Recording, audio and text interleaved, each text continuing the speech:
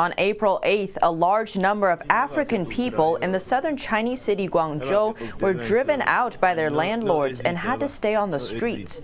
Another video shows many Africans dragging their luggage aimlessly through the streets of Guangzhou. One of them says, "We are just walking on the road. They can't give us a house, they can't give us a hotel, and they cannot provide a place we can stay."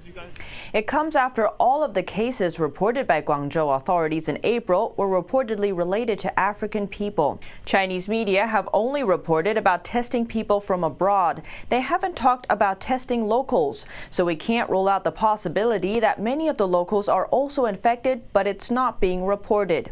It's led to discrimination against Africans among local Chinese.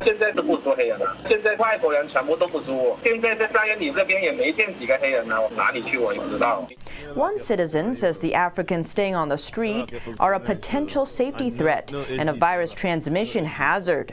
Guangzhou is likely going to be a catalyst that ignites southern China. Japan will spend $2 billion to move its manufacturing from China to other countries. Before the pandemic, China was Japan's biggest trading partner. But in February, imports were slashed by nearly half as factories in China shut down.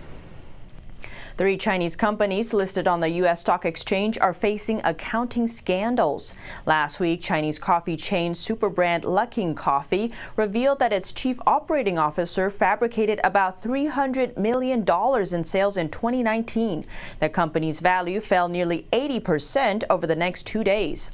China's answer to Netflix, iQIYI, has been accused of inflating its 2019 revenue by over $1 billion. It's reportedly done this by exaggerating its user numbers by 42 to 60% and then faking expenses to explain where the extra revenue went. Investment company Muddy Waters Research supports the accusation. In response, iQIYI agreed its 2019 report contains numerous errors, unsubstantiated statements, and misleading conclusions. The third Chinese company is Beijing-based TAL Education Group, TAL.